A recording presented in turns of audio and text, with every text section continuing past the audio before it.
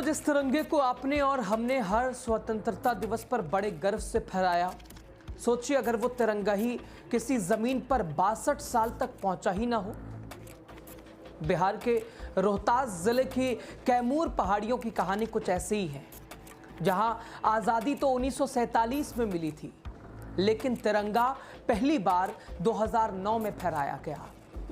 यह सिर्फ झंडा फहराने की कहानी नहीं दोस्तों, ये कहानी है डर के खिलाफ एक लड़ाई की और लोकतंत्र की जीत की। क्या है पूरी कहानी आपको बताने उससे पहले मेरा नमस्कार आप स्वीकार कीजिए। स्वतंत्रता दिवस के बधाई और शुभकामनाओं के साथ आप देख रहे हैं द राजनीति बिहार का विशेष सेगमेंट खबर और विश्लेषण। मैं हूं आपके साथ यासूब रजा। दोस्तों, पूरे देश में जहां हर्षोल्लास के साथ 79वां स्वतंत्रता दिवस मनाया जा रहा है, और वहीं बिहार के रोहतास जिले की कैमूर पहाड़ी, वहां की कहानी कुछ अलग है।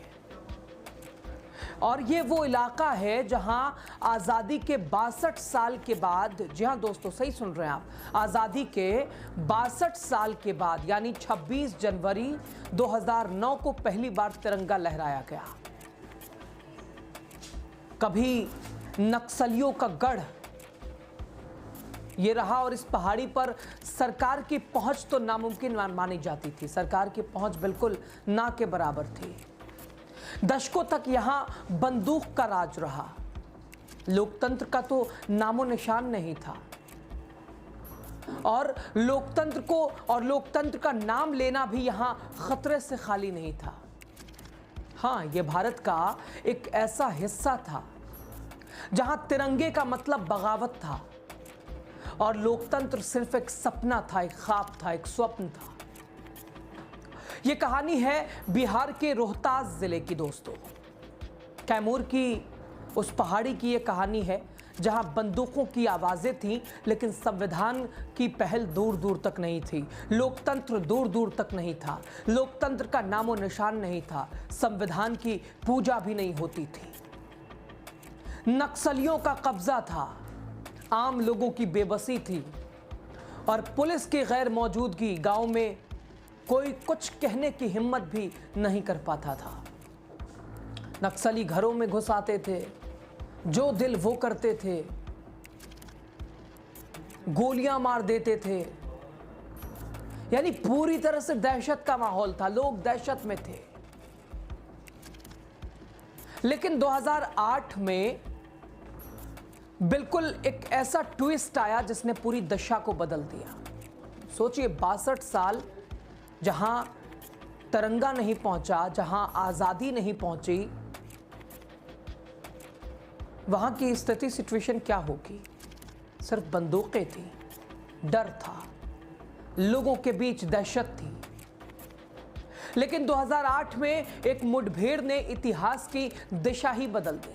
जहां दोस्तों आईपीएस अधिकारी विकास वैभव के बेहद पास से निकली एक गोली, और इस गोली ने उनके इरादे को चट्टान बना दिया, और फिर फैसला लिया गया कि इस जमीन पर अब तिरंगा लहराएगा, इस जमीन पर अब लोकतंत्र की जीत होगी और लोकतंत्र यहां पर स्थापित किया जाएगा। दोस्तों, ये संकल्प लिया गया कि इस घाटी में भी लोकतंत्र की जय जयकार होगी, यहां भी संविधान का राज चलेगा। और ठीक इसी उत्साह के साथ 2009 में शुरू हुआ ऑपरेशन विध्वंस। दोस्तों, यह सिर्फ एक सुरक्षा ऑपरेशन नहीं था, यह एक मिशन था लोगों के दिलों से डर मिटाने का। यह एक मिशन था लोकतंत्र पर उनका यकीन लौटाने का।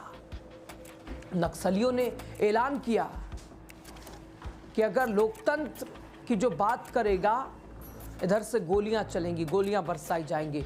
बात संविधान का आधार, लोकतंत्र का आधार वोट की भी हो, तो अगर उधर से पहला वोट आएगा तो इधर से पहली गोली जाएगी, ये हाल था। लेकिन दोस्तों, इसी बीच सामने आए कमता यादव। उन्होंने वोट डाला, और उनके विश्वास के साथ, उनके आगे बढ़ने की वजह से पूरा गांव उनके साथ हो गया, पूरे गांव ने उनका साथ दिया। महज 400 वोटों के लिए 2 हेलीकॉप्टर और 20 कंपनी सुरक्षा बल तैनात किया गया। और फिर चमत्कार, लगभग 100% मतदान हुआ, 100% मतदान हुआ, जहां इसकी कल्पना भी नहीं की जा सकती थी, जहां संविधान और लोकतंत्र की बात भी नहीं की जा सकती थी। एक आईपीएस अधिकारी की पहल ने पूरी दिशा को बदल दिया। और इसी चुनाव के बाद कैमूर की पहाड़ियों पर पहली बार तिरंगा लहराया गया। 62 साल के बाद 1947 में देश को आजादी मिली, लेकिन बिहार का एक ऐसा हिस्सा, ये बिहार का वो कस्बा जहां 62 साल तक तिरंगा का नामो निशान नहीं, और सिर्फ लोगों के अंदर डर, दहशत का माहौल। 62 साल बाद इस धरती ने आजादी की हवा महसूस की। दोस्तों, 62 साल बाद इस धरती ने आजादी की हवा महसूस की। ऑपरेशन विध्वंस ने नक्सलियों को पीछे धकेलने में काफी मदद की, काफी सहायता प्रदान की, और नक्सलियों को एक तरह से पीछे धकेला। और ना ही उन्हें पीछे धकेला, बल्कि उनके परिवारों को मुख्यधारा में लौटने की एक राह भी दिखाई। दोस्तों, सांस्कृतिक कार्यक्रम, सामुदायिक पुलिसिंग और स्वर्ण महोत्सव जैसे आयोजन वो बीज थे जिनसे लोकतंत्र का पेड़ दोबारा उगाया। 2021 में जब विकास वैभव दोबारा यहाँ लौटे, यहाँ पहुंचे, तो ना गोली थी, ना बंदूकें थी, सिर्फ संगीत था, ढोल थे और नगाड़े और गीत की धुन थी। और थे लोग, लेकिन जो अब डरते नहीं थे, अब गर्व करते थे। अब गर्व करते थे भारत पर, अब गर्व करते थे अपने देश की जान, आन, पहचान तिरंगे पर। कैमूर की ये कहानी दोस्तों हमें याद दिलाती है कि तिरंगा सिर्फ कपड़ा नहीं, ये एक विश्वास है, ये एक ताकत है, ये एक आत्मविश्वास है। जो डर को डराता है वो लोकतंत्र को जीत दिलाता है। और ठीक यहाँ की कहानी ऐसी ही है, कैमूर घाटी की कहानी ठीक ऐसे ही है। एक आईपीएस अधिकारी की पहल, और 62 साल के बाद 2009 में यहाँ तिरंगा पहली बार लहराया गया। पहली बार लोगों ने तिरंगे की हवा ली, पहली बार लोगों के अंदर आत्मविश्वास आया, लोगों के अंदर से डर दूर हुआ, नक्सलवादियों के खात्मे की घड़ी करीब आई। और शायद दोस्तों इसी को कहते हैं सच्ची आजादी। खड़े रहना, पूरी आजादी के साथ कुछ भी पहनना, कहीं जाना आना, कोई पाबंदी नहीं। और इस कहानी का अंत भी यही होता है। आखिरकार अब बड़ी शान के साथ यहाँ हर वर्ष तिरंगा लहराया जाता है, चाहे स्वतंत्रता दिवस हो या गणतंत्र दिवस हो। लेकिन सवाल भी बहुत सारे थे कि आखिर कैसे सरकार की पहुंच भी, पुलिस प्रशासनिक अमले की पहुंच भी इस घाटी तक, कैमूर घाटी तक नहीं पहुंच पाती थी। कैसे नक्सलियों का ये कब्जा, उनका बाहुल्य क्षेत्र हो गया था, और लोगों के अंदर कैसे इन्होंने अपना डर बना रखा था। लेकिन आखिरकार वो डर, वो भय, सब कुछ खत्म हुआ, और लोगों के अंदर जो देश की मिट्टी के प्रति मोहब्बत थी वो जागी, और अब हर वर्ष यहाँ तिरंगा फहराया जाता है।